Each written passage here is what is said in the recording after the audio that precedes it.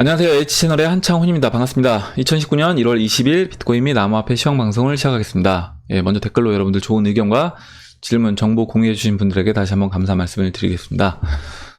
그러면 오늘은 어떤 얘기를 해보려고 하냐면요. 일단 질문, 댓글들이 이제 많이 있는데 그 중에서 채권과 그 다음에 이제 주식시장 그리고 이제 금리 관련돼서 질문을 해주신 분이 있고 환율 관련돼서 이제 여쭤보신 분이 계셔서 제가 그 부분에 대해서 설명을 드려보려고 하고 제가 이제 그 다른 댓글들 관련돼서 쭉 읽다가 이제 이런 채권 얘기를 하다 보니까 좀 설명이 부족한 부분이 있었어요. 그래서 그 부분을 좀 자세하게 최대한 여러분들이 좀 쉽게 이해하실 수 있게끔 설명을 드리도록 하겠습니다. 일단 홍신님이 이제 질문을 해주셨고 궁금증이 뭐냐면 주가 하락을 예상하면서 채권 가격이 하락 추세로 꺾였기 때문이다 라고 했는데 채권 가격 부분이 궁금합니다. 이렇게 얘기를 해주셨어요.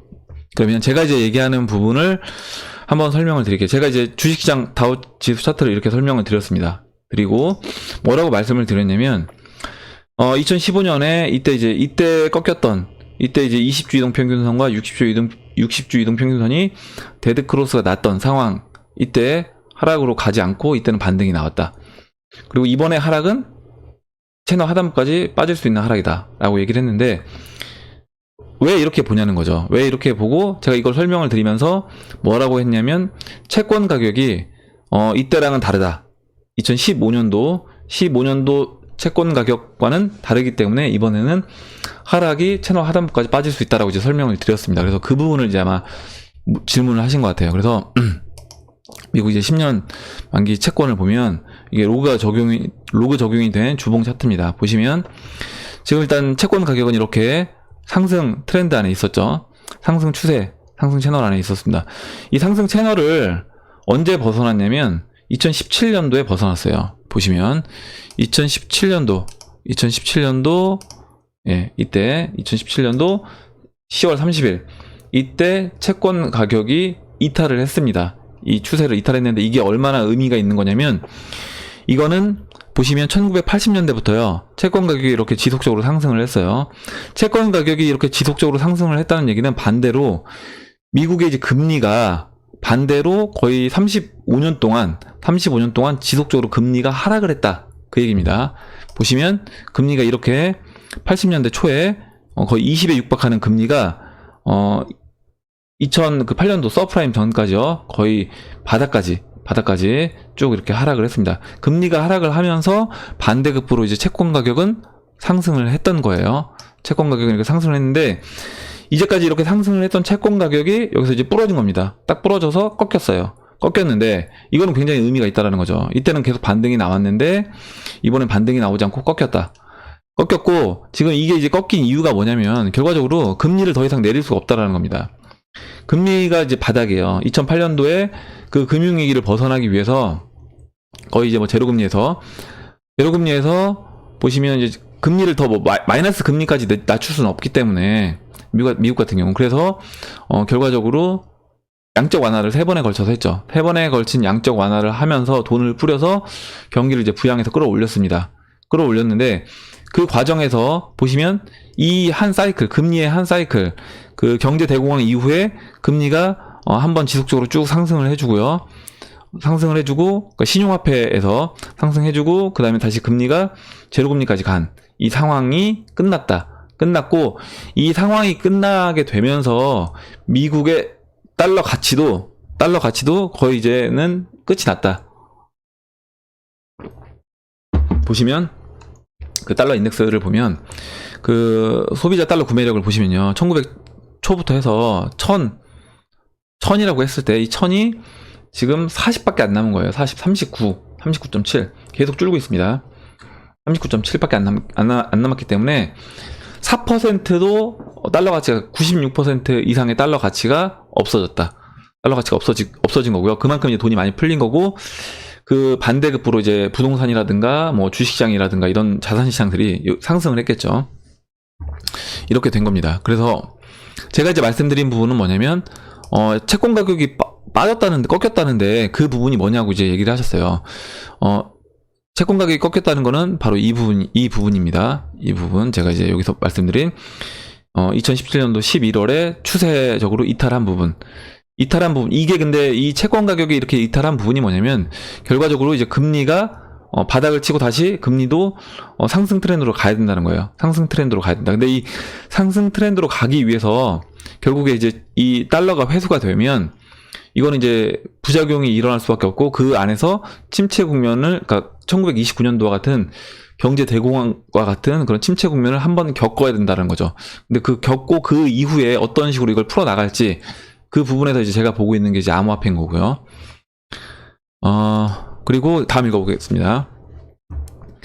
보통 채권 가격 하락은 재정 적자로 인해 채권을 많이 푼 경우에 공급이 늘어났으니까, 그리고 물가 상승이 예상될 때, 물가가 상승되면 페드는 금리를 이제 인상을 시켜야죠. 인상을 시켜야 되고, 최근에는 미국의 이제 물가는 2.5를 찍고 내려왔습니다. 내려와서 지금 1.9 정도 위치에 있어요. 미국의 물가 상승률은 2.5를 터치하고 1.9까지 내려온 상황입니다. 그래서 아마 이제 페드가 금리 인상 여부를 결정하는 거는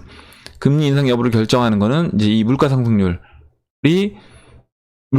가장 크다. 물가 상승률이 만약에 이제 2.5 넘어서 3을 넘어가게 되면, 그때는 금리 인상을 할 수밖에 없다. 내년에 뭐 금리 인상을 지금 안 할 수도 있다는 뉘앙스로 이제 연준 의장이 얘기를 했는데, 그건 말뿐인 거고, 사실 이제 이 물가 상승률을 우리는 계속 주목해서 이제 봐야 되는 거예요. 이렇게 얘기를 해주셨고, 그리고 이제 물가 상승률은 위험한 수준이냐? 현재는 이제 위험한 수준은 아닌 겁니다. 그러니까 금리 인상을 하면서 물가를 어느 정도 잡았죠. 그리고 이제 물가 상승률의 가장 중요한 요소인 일단 원유 가격이 내려와 있는 상황이기 때문에 위험한 수준은 아니다. 채권 가격이 하락 추세라고 보는 이유가 단순히 차트 분석 때문인지, 일단 아까 제가 채권 차트와 금리 차트를 이제 보여드렸잖아요. 그리고 이 상황 사이클 자체가 채권 가격을 보시면, 채권 가격을 이렇게 그냥 한도 끝도 없이 올릴 수 없다는 거죠. 한도 끝도 없이 계속 올릴 수 없다. 결국에 채권 가격이 어느 마지노선에 오면 당연히 가격은 이제 떨어질 수밖에 없다라고 보는 겁니다. 그러니까 수요가 없어지는 거죠. 가격이 계속 올라가면. 그리고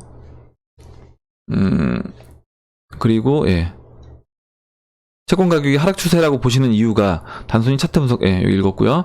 그 다음에 물가 상승 요인이 아니라고 하면 미국채 수요가 없다고 보기 때문이죠. 물가 상승 요인이 아니라고 하면 미국채 수요가 없다고 보냐. 국채 수요가 없다. 이 부분은, 일단은 지금 미국채를 누가 받아줬느냐라고 하면, 이제까지는 그 ECB에서 양적 완화를 통해서 미국채를 상당 부분을 이제 받아줬습니다. 근데 그걸 이제 작년 말에 끝을 냈습니다. 그렇기 때문에 이제는 미국채도 수요가 상당 부분 사라졌다라고 보고 있어요. 그리고 이제 물가가 유지가 된다면 페드가 금리를 현재 수준에서 유지할 것이고, 그러면 주가가 빠져야 할 이유를 못 찾겠습니다. 네, 그렇죠. 이제 물가가 유지가 되면 페드 입장에서는 금리 인상을 추가적으로 할 이유는 어떻게 보면 이제 없을 수 있어요. 없을 수 있는데, 이 부분은 말이 맞습니다. 맞고, 그렇게 됐을 때 주가가 빠져야 할 이유를 못 찾겠다라고 했습니다. 주가가 빠져야 할 이유를 못 찾겠다. 주식 비중을 더 줄여야 하는지 확신이 안 서서요. 꼭 상방을 보는 건 아니지만 추세선을 깨고 올라간다라고 하면 지켜본다거나 아니면 추세에 따라서 대응하는 방법은 어떨까 싶어서요. 이렇게 얘기를 해주셨고, 최근에 이제 미국 다우지수가 반등을 했어요. 반등을 했고, 제가 보는 지금 다우지수의 반등은 사실 이게 추세적인 상승이라기보다는 죄송합니다. 일단 저는 이제 올라올 때마다 주식 비중 정리를 해줘야 된다라고 얘기를 했는데, 지금 이제 이런 거죠. 지금 홍시님이 써주신 의견은 뭐냐면, 이렇게 올라갈 수 있지 않냐. 맞습니다. 맞고, 96년도 때도 보시면 이렇게 채널 상단부를 돌파하고 눌러준 이후에 추세적으로 더 상승을 했어요. 뭐 지금 채널 상단 부분에서 굉장히 오랜 기간 이렇게 있었던 거죠. 이렇게 있었을 수 있습니다. 지금도 마찬가지라고 제가 말씀드리고 있어요. 지금도 올라갈 수 있다. 올라갈 수 있는데, 이제 제가 보는 관점은 뭐냐면, 채권 가격이 이제 추세를 깼기 때문에 결과적으로 저는 금리 인상 기조로 가야 된다라고 보는 거예요. 앞으로 그러니까 페드가 금리를 인상을 해야 된다. 물론 단기적으로 금리 인상을 그럼 못 한다라고 하면, 페드가 금리 인상을 못 하는 된다고 하면 저는 그거 자체가 오히려 더 문제다. 어떤 분들은 이제 이 뉴스의 어떤 잘못된 뉴스에 대해서 우리가 저는 피해 사례라고 보고 있는데, 금리를 인하하거나 아니면 금리를 동결하면 주식시장이 상승을 합니다. 상승을 하기 때문에 마치 금리 인하하고 양적 완화하고 이것이 시장에 유동성을 공급해 주는 것이 시장이 지금 좋다라고 보시는 분들이 있다는 거죠. 근데 그거는 좀 다른 부분입니다. 뭐냐면 지금 시장이 안 좋기 때문에 그 안 좋은 상황을 극복하기 위해서 하는 거예요. 시장이 안 좋기 때문에 안 좋은 상황을 극복하기 위해서 하는 거고, 지금 그러면 2008년도 때는 어땠냐? 2008년도 때는 이렇게 주식시장이 완전 그 채널 바닥에 있었던 상황입니다. 채널 바닥에 있었던 상황에서 이 침체 국면을 극복하기 위해서 어떻게 보면 양적 완화를 그냥 돈을 쏟아 부은 거죠. 돈을 쏟아 부어서 끌어올렸습니다. 끌어올렸고, 그러면 이번에 지금 이 위치에서 금리 인하를 한다거나 양적 완화를 해서 이렇게 또 끌어올릴 수도 있겠죠. 끌어올릴 수도 있는데, 이거는 이제 부작용이 그만큼 커지는 거다. 부작용이 그만큼 커지는 거다. 무슨 얘기냐면 결국 이제 베네수엘라가 경제 상황이 그렇게 완전히 망가져 있는 상황에서 베네수엘라 주식시장은 미친 듯이 상승을 하고 있습니다. 정고점을 넘어서 거의 뭐 그래프를 보면, 제가 이제 보여드렸었죠. 그래프를 엊그저께 보여드렸던 것 같은데, 뭐 거의 뭐 비트코인 피크 치듯이 올라가고 있어요, 주식시장이. 근데 그 베네수엘라 실제 경제 상황은 좋냐? 그렇지 않다라는 거죠. 그냥 돈을 풀었기 때문에 그냥 반대급부로 주식시장이 그렇게 올라가는 것처럼 보이는 겁니다.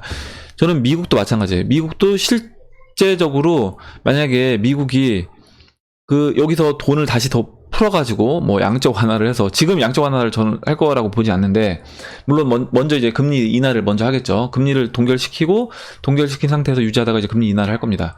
금리 인하를 할 건데, 금리 인하를 한다고 하더라도 이제 마이너스 금리까지 가기 힘들다라고 보면 결국 또 양적 완화를 해야 돼요. 근데 이 양적 완화를 한다라는 것 자체가 이거는 결국 이제 달러 가치를 포기하는 거다라고 보고 있고, 그 달러 가치가 포기가 되면 그때 그 달러가 지금 4% 남은 달러 가치가 0으로 갈 때 그 남은 4%의 가치가 0으로 급격히 갈 때 그 과정에서 지금 달러 기반으로 돼 있는 이 가치들을 어떻게 이전시킬 것인가, 어디로 갈 것인가, 그렇게 봤을 때 저는 이제 암호화폐로 보고 있는 것이고요. 지금 이제 홍신님이 얘기하시는 것처럼 뭐 1, 2년, 제가 그 얘기는 많이 드렸어요. 뭐냐면 1, 2년 더 상승할 수도 있다. 더 상승하게 되면 상승할수록 더 급락을 할 수밖에 없는 상황이다. 더 급락을 할 수밖에 없다. 만약에 여기서 그냥 끌어올린다라고 하면 이거는 그냥 하이퍼 인플레이션으로 가는 거기 때문에, 차라리 침체 국면으로 간 이후에 그 침체 국면을 좀 슬기롭게 극복하는 게 좋은 거지, 이거를 여기서 그냥 바로 선택을 하이퍼 인플레이션으로 한다? 이건 아니라고 보는 거죠. 예, 그렇게 보고 있고, 지금 좀 질문이 여러 가지여서 제가 설명하다 보니까 저도 이제 좀 길어지는 것 같은데, 예. 그리고 이제 주가에 영향을 주는 뭐 브렉시트, 미중 무역 전쟁 등의 이게 극적 타결을 된다던가 호재가 나온다고 하면 1, 2년 상승을 이어갈 수도 있지 않을까. 당연히 1, 2년 상승 이어갈 수 있습니다. 있는데, 저는 뭐냐면 이거예요. 지금 일단 뭐 지금 장단기 금리차도 거의 붙은 상황이잖아요. 뭐 그 2년물하고 5년물, 3년물, 5년물은 역전이 됐고, 이미 10년 2년물도 거의 이제 역전되기 직전입니다. 그러면 이런 상황에서는 뭐 6개월이 걸릴지 뭐 3개월이 걸릴지 1년이 걸릴지 몰라요. 언제 급작스럽게 이제 위기 상황으로 올지 모른다는 겁니다. 그리고 지금 제가 아까 이제 채권 가격을 보여드렸던 것처럼 채권 가격이 꺾였기 때문에 이제는 우리는 앞으로 이제 금리 인하 추세를 기대하는 거는 힘들다는 거예요. 그러니까 금리가 인하가 물론 될 수 있습니다. 인하가 될 수 있는데, 그러니까 채권 가격이 올라가도 저는 한계가 있다. 물론 뭐 여기까지 125, 6까지 올라갈 수 있는데 거기서 다시 맞고 떨어져야 된다는 겁니다. 그러니까 추세적으로 이제 하락 트렌드를 가야 된다라고 하면 결과적으로 침체 국면을 한번 겪어야 된다는 겁니다. 침체 국면을. 그게 뭐 1년이 될지, 여기서 채권 가격이 올라가면서 뭐 이 시간을 연장시킬 수는 있어요. 연장시킬 수는 있는데, 그 연장시킨다고 하더라도 저는 이런 거라고 보면 될 것 같아요. 뭐냐면, 지금 앞에 절벽이 있는데, 절벽 앞에 이제 차가 이제 굴러가고 있어요. 굴러가고 있는데, 100m 앞에 절벽이 보이는데, 나는 이제 50m까지만 타고 가고, 제가 거기서 내리겠다. 라고 하는 건데, 이게 내가 내릴 수 있을지 없을지 장담을 못 하겠다는 겁니다. 저 같은 경우는. 그렇기 때문에 그냥 미리 안전하게 내리겠다. 미리 안전하게 내려서 차라리 다른 시장을 보겠다라는 부분이고, 만약에 나는 최대한 근접할 때까지, 절벽 가까운 데까지 나는 타고 가다가 거기서 하차하겠다. 그리고 나는 뛰어내릴 자신 있다 라고 하면 타셔도 되는 겁니다. 무슨 얘기냐면, 다우지수가 지금 보시면 지금도 이렇게 반등을 했어요. 이게 꽤 큰 반등을 한 거예요. 보시면 여기 바닥 찍었던 데부터 보시면 지금 거의 상승률이 14% 정도 상승을 했습니다. 다우지수가 단기간에 거의 이제 한 달 정도 되는 기간에 14%를 상승을 했어요. 그래서 꽤 큰 상승을 했습니다. 나는 이제 이런 거 먹으려고 들어가겠다라고 하면 들어가는 건데, 그러니까 저는 뭐냐면 지금 이미 이제 추세가 꺾였다라고 보기 때문에 이제 겁나서 못 들어가겠다. 미리 그냥 올라올 때 내리고 그냥 기다리겠다라는 겁니다. 여기서 올라가면 이건 내 몫이 아니다라고 생각을 하는 거고요. 그렇게 보시면 될 것 같고, 일단 예, 그래서 달러 가치 하락은 오히려 이제 주가 상승 요인은 아니죠. 맞습니다. 예. 달러 가치 하락은 주가 상승 요인이죠. 그래서 실제적으로 보면 달러 가치가 이렇게 1900 초부터 2000년대까지 지금까지 쭉 이렇게 하락을 했고요. 반대로 다우지수는 반대로 이렇게 계속 상승을 했습니다. 상승을 했는데 보시면 이 회색 음영이 그 경기 침체 국면을 나타내요. 무슨 얘기냐면요. 달러 가치가 하락을 하지만 그 과정 안에서 경기 침체 국면은 계속 이렇게 존재를 한다. 달러 가치가 하락되는 과정에서 경기 침체 국면은 존재하고 주가 지수가 채널 하단부까지 떨어지는 그런 침체 국면은 주기적으로 계속 나타난다 라고 보고 있습니다. 그러면 지금도 나타날 것인데, 지금 오는 경기 침체 국면은 금리 한 사이클이 끝난 거예요. 1920년대부터 지금 한 사이클이 끝나서 다시 제로에서 제로까지 왔습니다. 그렇기 때문에 여기서 다시 이제 시작이 된다라고 하면 그 1929년도와 같은 그런 현상이 한번 나타나 줘야 된다. 그러면 그 1929년도에 다우 지수가 이렇게 359에서 47까지 빠졌던 것처럼 이런 식으로 큰 하락 국면을 한번 겪고 나서 다시 상승을 이어나갈 거다라고 보고 있습니다. 예, 이렇게 설명드리고, 마지막으로 이제 송기봉님이 질문을 해주셨는데, 그리고 제가 한 가지 더 말씀드리면, 이렇게 돼서 제가 보는 과정, 그러면 암호화폐랑 무슨 관계가 있느냐. 주식시장에서 이제 돈이 빠져나오죠. 그리고 채권도 하락 국면으로 간다라고 보고 있습니다. 채권도 하락 국면으로 가고 주식시장도 하락 국면으로 간다라고 하면 결과적으로 이 돈은 어디로 갈 것인가 라고 했을 때 저는 돈은 암호화폐 시장으로 갈 수밖에 없다. 그럼 금은은 제가 이제 몇 번 말씀드렸지만, 금은으로 가기에는 여러 가지 이유상 좀 쉽지 않다라고 판단을 하고, 결과적으로 그게 암호화폐가 대안이 될 것이다라고 보고 있기 때문에, 물론 금은이 아예 안 간다라는 부분은 아니에요. 같은 방향성은 띌 거예요. 왜냐면 당연히 이제 실물 자산이기 때문에 금도 상승할 거고 은도 일정 부분 상승할 건데, 그 상승률 면에서 봤을 때 암호화폐 시장 상승률이 훨씬 클 것이다 라고 보고 있는 겁니다. 예, 그렇게 설명드리고,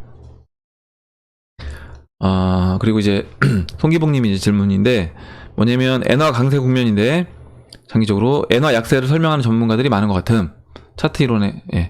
그래서 그 엔화와 엔화는 장기적으로 보더라도 엔화 강세 국면인데 오히려 엔화 약세를 설명하는 전문가들이 많다. 달러 엔화 차트를 보면 엔화는 지속적으로 강세를 띄었습니다. 강세를 띄었기 때문에 그 강세 국면 안에서 지금 단기적으로 달러 가치가 상승한 걸 수는 있어요. 단기적으로 달러 가치가 상승한 것일 수는 있는데, 그렇다고 하더라도 결과적으로 추세는 엔화 대 달러를 봤을 때는 엔화 강세를 봐야 된다. 추세적으로 큰 트렌드는 잠시만요. 이 차트가, 예. 그래서 일단은 엔화는 그렇고요. 달러랑 원화는 위기 국면일 때, 그러니까 IMF 때, 그리고 우리나라 서프라임 때, 그때 보면 당연히 달러가 강세를 띄었어요. 그렇기 때문에 달러 강세를 봐야 되는 겁니다. 그러니까 원화랑 달러를 봤을 땐요. 그럼 뭐냐? 안전자산이라고 하면 엔화가 가장 안전자산인 거고요. 그 다음에 달러, 그 다음에 이제 원화인 겁니다. 원화.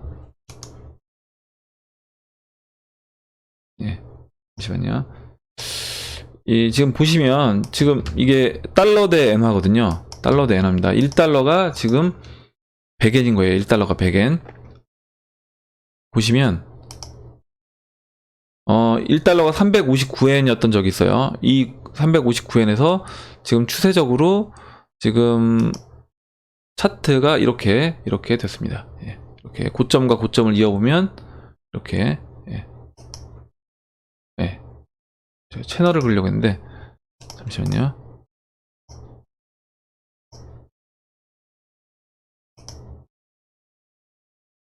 이렇게 이렇게 이제 하락 채널 안에 있는 겁니다. 하락 채널 안에 있는 거고요. 지금 최근에는 이렇게 반등을 했죠. 반등을 했기 때문에 아마 이 국면에서 달러가 그러니까 2012년도부터 달러와 엔화를 봤던 분들은 야, 달러 강세다. 달러가 엔화보다 이제 강세 국면으로 접어들었다. 이렇게 볼 수 있는 겁니다.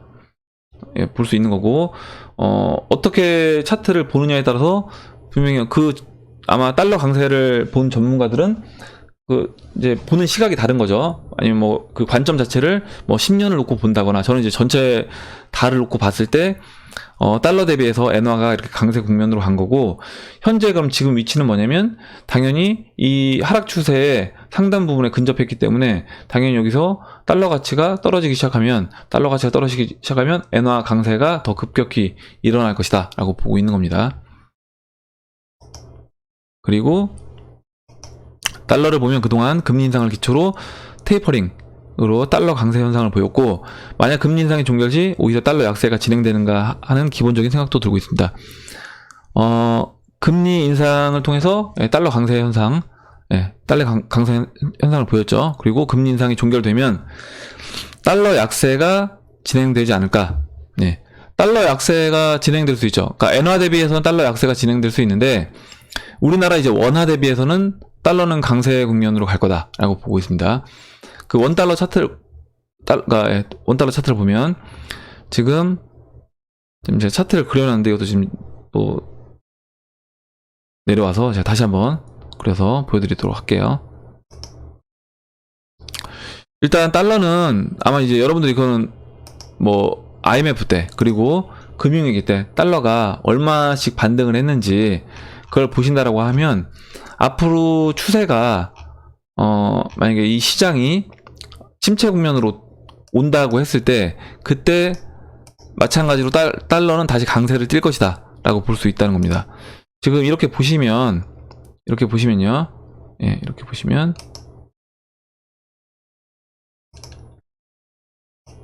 지금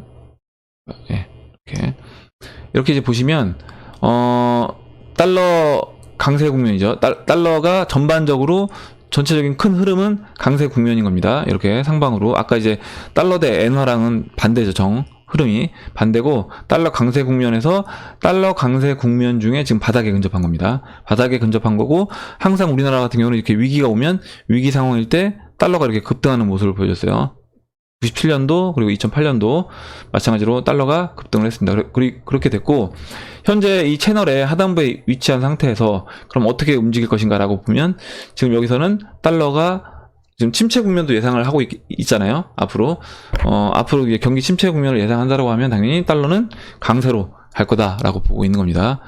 그러니까 달러 인덱스는 전반적으로 계속 빠지고 있어요. 달러 가치는 전반적으로 빠지고 있지만, 달러 가치가 빠지는 와중에서 어차피 상대평가입니다. 절대평가가 아니라 뭐랑 평가를 할 것이냐, 뭐 금이랑 평가를 할 것이냐, 아니면 뭐 엔화랑 평가를 할 것이냐, 원화랑 평가를 할 것이냐에 따라서 이건 달라지는 거다. 그럼 무슨 얘기냐면, 달러는 지금까지 96% 가치 하락을 했고요, 원화는 달러보다 더 크게 99% 이미 가치 하락이 된 거다. 돈의 가치가 그만큼 이미 없어진 거예요, 원화는. 그리고 경제위기가 올 경우 수로는 기축통화의 피라미드 구조로 제일 늦게까지 버틴다입니다. 달러와 엔화를 매입하는 것이 주된 요인이 해치 기능인데, 위기 시 어떤 구조로 이내 달러 엔화 강세에 도달하게 되는지 설명을 다시 듣고 싶다고 하셨고, 베네수엘라처럼 되는 과정의 설명을 듣고 싶다. 베네수엘라처럼. 베네수엘라는 결과적으로 달러 대비해서 급격하게 가치가 0으로 수렴된 거죠. 달러 대비해서 급격하게 0으로 수렴이 된 겁니다. 그렇게 되면서 베네수엘라는 베네수엘라 볼리바르로 표현되는 모든 가치들은 다 급등한 것처럼 이제 보여지게 된 거죠. 보여지게 된 거고, 결과적으로 우리가 이제 베네수엘라 국민이 된다라고 가정을 해보면 앞으로 어떻게 준비를 해야 되겠냐라고 했을 때, 일단 베네수엘라도 바로 그냥 걔네가 이제 돈을 막 풀어서 한 게 아니에요. 처음에 침체 국면을 겪습니다. 침체 국면을 겪는데 그 침체 국면을 겪는 과정에서 그 중앙은행이 어떤 판단을 하느냐는 거예요. 그러니까 뭐냐면 중앙은행이 결국에 외국에서 자신의 국채를 그리고 기업들도 국채 안 사고 국민들도 국채 안 사고, 왜냐면 국가를 믿지 않는 거죠. 그렇게 되면서 결과적으로 그 볼리바르를 찍어내서 자신들의 자산, 주식시장이라든가 이런 것들을 국채를 발행해서 바치게 되는 겁니다. 그렇게 되면 그 현상이 이제 벌어지면서 볼리바르 가치가 급격히 이제 0으로 가는 거예요. 근데 우리나라도 마찬가지다. 우리나라도 이렇게 바로 하이퍼 인플레이션으로 가는 게 아니라, 만약에 우리나라가 베네수엘라처럼 간다라고 하면 저는 그렇게 보진 않는데, 몇 번 말씀드렸지만 그렇게 보진 않는데, 어떤 선택을 할지, 중앙은행이 어떤 정책을 펼지, 그러니까 정책을 결정하는 사람이 어떤 사람이 결정할지 모르잖아요. 모르기 때문에 그 부분에서 우리도 준비는 하고 있어야 된다라는 겁니다. 그렇다라고 하면 당연히 우리가 이제 베네수엘라처럼 된다라고 하면 원화 가치가 급격히 이제 0원으로 갈 거예요. 거기서 이제 주식시장 급등할 거고, 거기서 원화 대비 달러는 그 달러 가치가 급등하고, 엔화 가치는 당연히 더 안전자산이니까 달러보다 엔화 가치는 더 급등하겠죠. 그러면 만약에 내가 달러를 100을 갖고 있다, 엔화를 100을 갖고 있다, 원화를 100을 갖고 있다라고 했을 때 100이라고 할 때 원화는 거의 0원이 될 거고요. 달러 가치가 100이라고 하면 엔화의 가치는 그때 200, 300 이런 식으로 더 가치적으로 봤을 때 엔화 가치가 훨씬 더 커지게 되는 그런 식으로, 똑같은 100의 가치를 지금 세팅해 놓은 상태에서 시간이 지나서 만약에 베네수엘라처럼 그런 국면을 겪게 되면 그런 식으로 바뀔 것이다 라고 보고 있습니다. 그리고 그 과정에서 이제 암호화폐 시장으로 저는 돈이 들어갈 거라고 이제 보고 있는 거고요. 예, 오늘은 제가 이 지금 설명드린 부분까지만 설명을 드리고, 오늘 제가 설명드리지 못한 댓글들, 질문에 대해서는 제가 내일 시간에 이제 설명을 드리도록 하겠습니다. 이상으로 그러면 2019년도 1월 20일, 비트코인 암호화폐 시장은 아니고, 오늘은 경제 관련된 이야기를 다뤄봤고, 오늘 이제 얘기 나온 것 중에 제가 설명을 한다라고 했는데, 또 제가 설명하면서도 좀 최대한 여러분들한테 이해하기 쉽게 이제 좀 예를 들면서 설명을 드렸어야 되는데, 좀 그러지 못한 것 같아서 좀 죄송스럽게 생각하고, 물론 이제 이해가 되신 분들도 계시겠지만 이해가 안 되신 분들도 계실 것 같아요. 그래서 그런 분들은 아마 이해 안 되시는 분들이 충분히 있을 것 같다라고 생각합니다. 그래서 이해 안 되시는 분들을 안 되시는 질문을 써주시면 제가 그 부분에 대해서 제가 답변을 드리도록 하겠습니다. 예, 그럼 이상으로 2019년도 1월 20일 시황을 마치도록 하겠습니다. 방송을 마치도록 하겠습니다. 예, 도움이 되셨다면 좋아요와 구독 버튼, 그리고 알림종 버튼을 눌러주세요. 감사합니다.